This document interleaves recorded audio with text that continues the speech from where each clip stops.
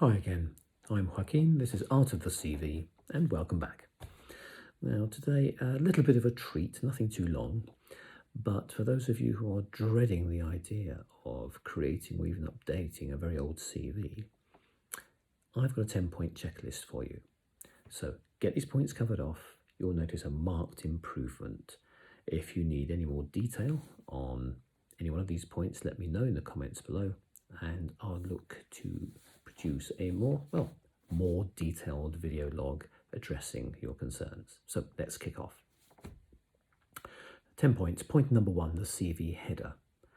These days, just make sure you've got your name and the job title up there. No point putting curriculum vitae, everyone knows it's a curriculum vitae.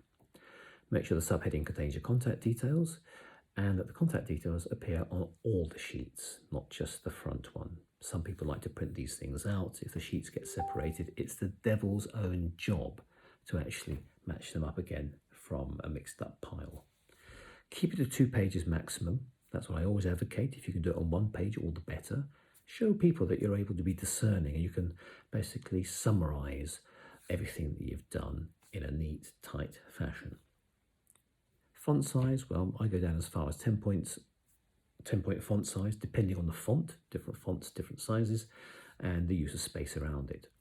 Don't print double-sided, for obvious reasons. Achievements, well, yes, we know that they are literally the foundation stone of a CV. A CV without achievements, why are we bothering? So make sure they're relevant to the role. Probably cover your last 8 to 10 years as a guideline. Try and get about 3 achievements for your latest role. Have a few in reserve for the interview. And keep it succinct, 1 or 2 lines. Bullet points, numbers where possible. Focus on using the star system, more on that in another video log I've produced. But again, it's how to talk about your achievements, as it were, at the interview, but also in writing.